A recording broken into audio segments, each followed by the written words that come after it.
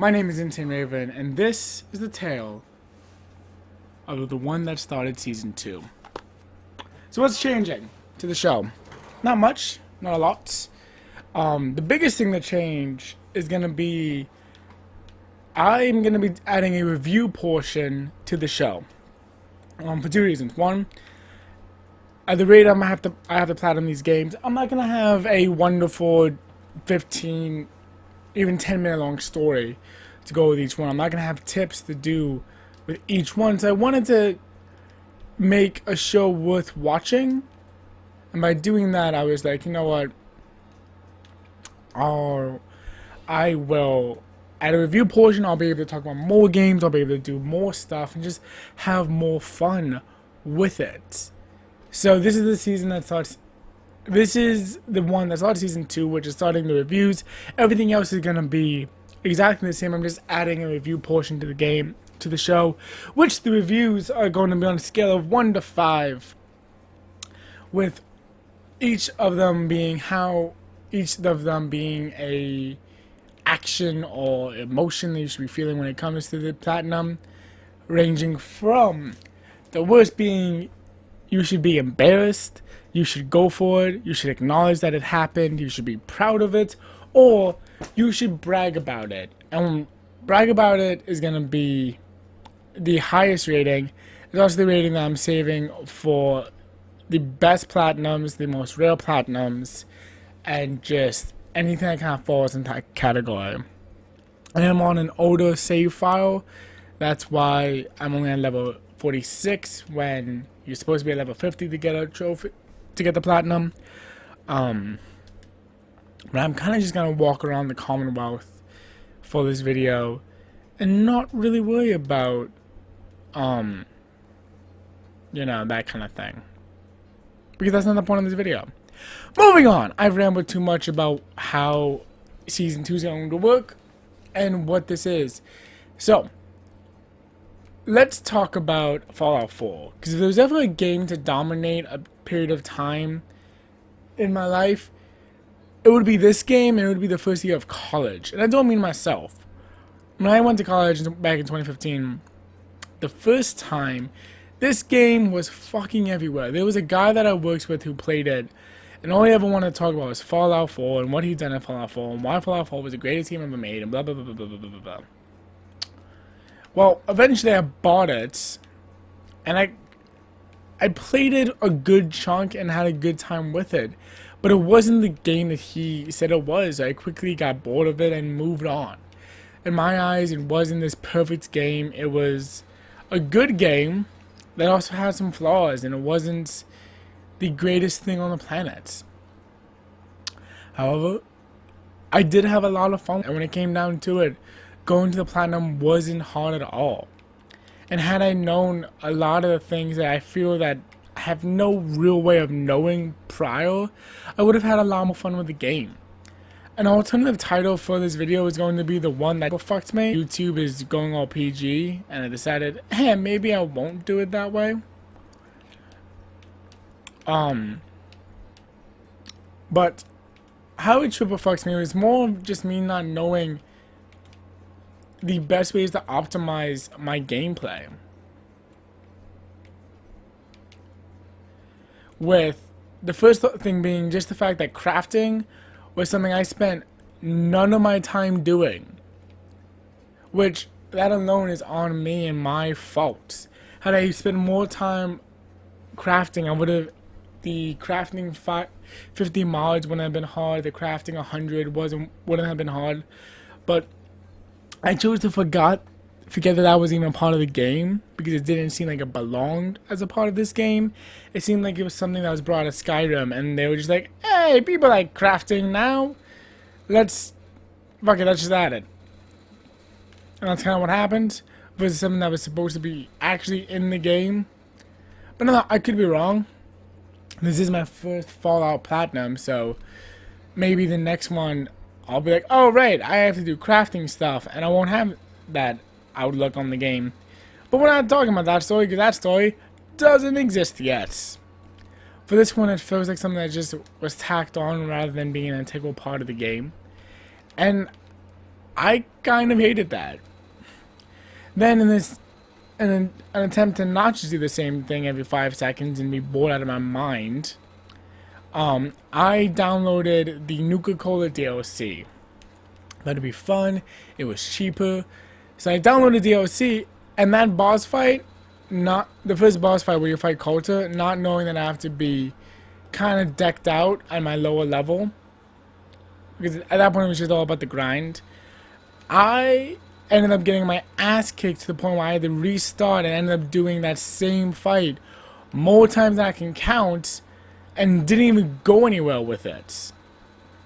So that was fucking number 2. Fucking number 3 was in the how I dealt with the railroad. Dealing with the railroad is supposed to be pretty cut and dry, and the way you're supposed to do is that you're supposed to do a save file right before. Okay, that's what I'm doing. Right before the mission, right before the examination mission of them.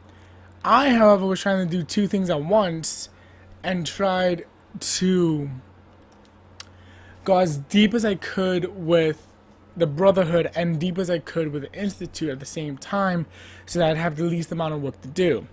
The problem is, I didn't know that there was a mission that just by talking to the guy without even taking any action, but talking with him, it would make you, at a certain point, which I've forgotten, at the advantage point or something like that it's called, I didn't know that would immediately make me an enemy of the railroad. And of course, the last time I talked to the railroad and made a save file was well in the past.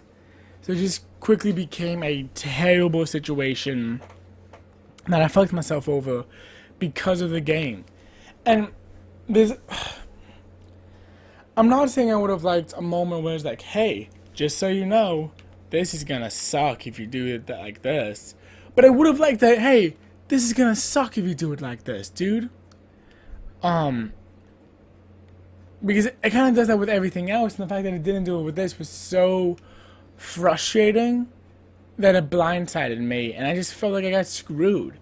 I felt like my lack of experience with a Fallout game was what ended up fucking me over, and not the fact that I wasn't good at the game.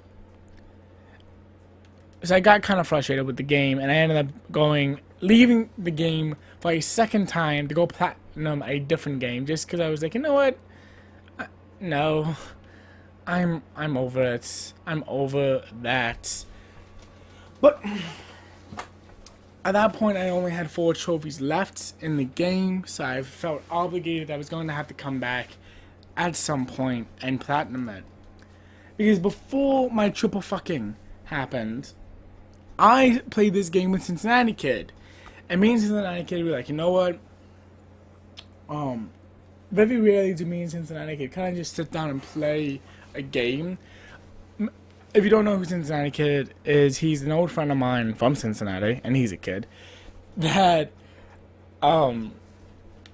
we've known each other for, I want to say, like, 13 plus years at this point, maybe longer.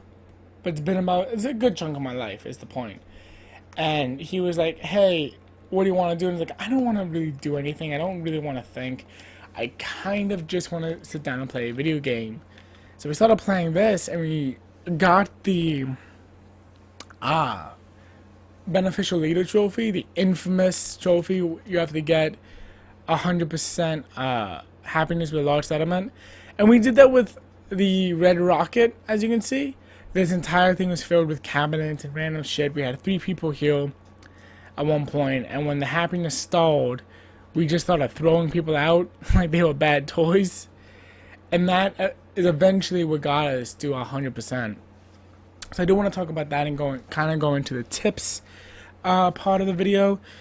When it comes to doing the Beneficial Leader Trophy, actually,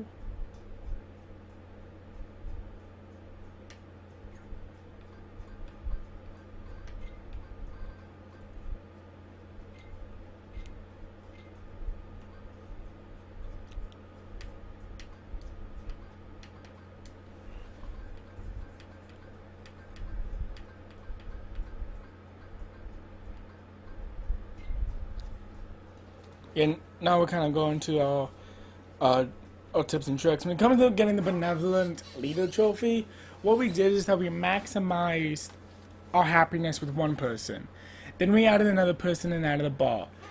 Then once we maximized as much as possible, we got our settlement up to the large status with one person on a rocket. It requires a lot of materials to just get ready for that grind, because that is a grind. We got as many people, we got as biggest happiness as it could get, and then it stalled. Then we added another person and another ball, and on that point it rose again, it stalled again. We got a third person in, and it rose and stalled again. At that point we were like, alright, I don't know if it's gonna work, but let's just see if this does. We dropped the person. We were like, alright, you can leave, we don't need you.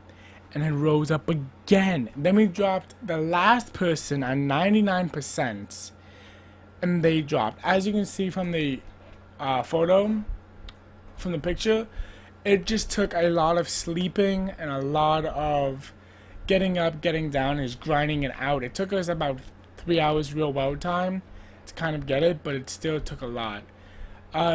Skaver, you can get it just by playing the game and like going through the motions with it.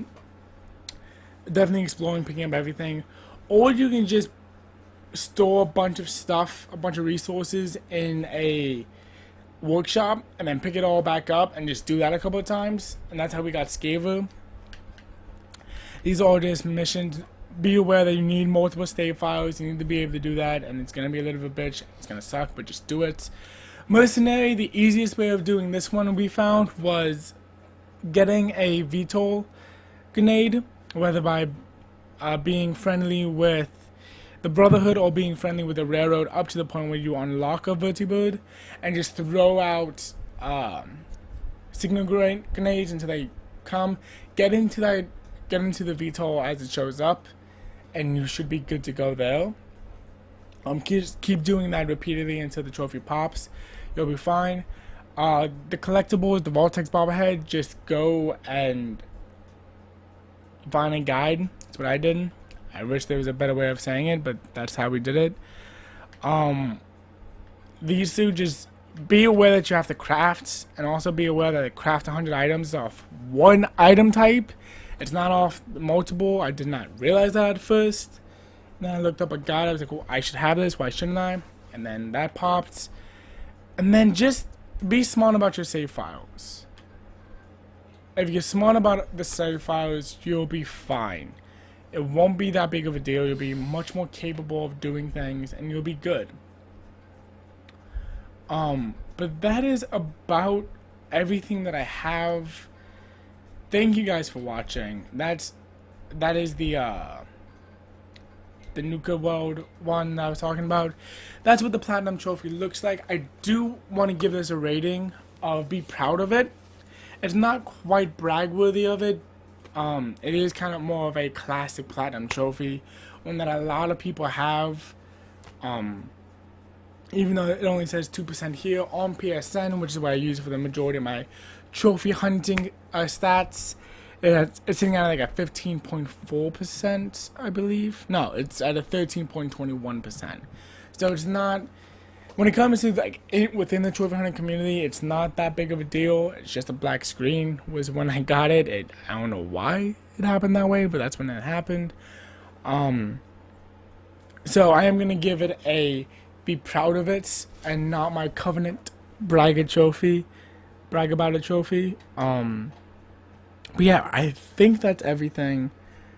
Told a story, gave some tips, showed off the Platinum, showed off my screenshot for the Platinum, gave it my rating, and yeah, that's it. I hope you guys like Season 2. I hope you guys are excited to kind of see what I'm doing with Season 2.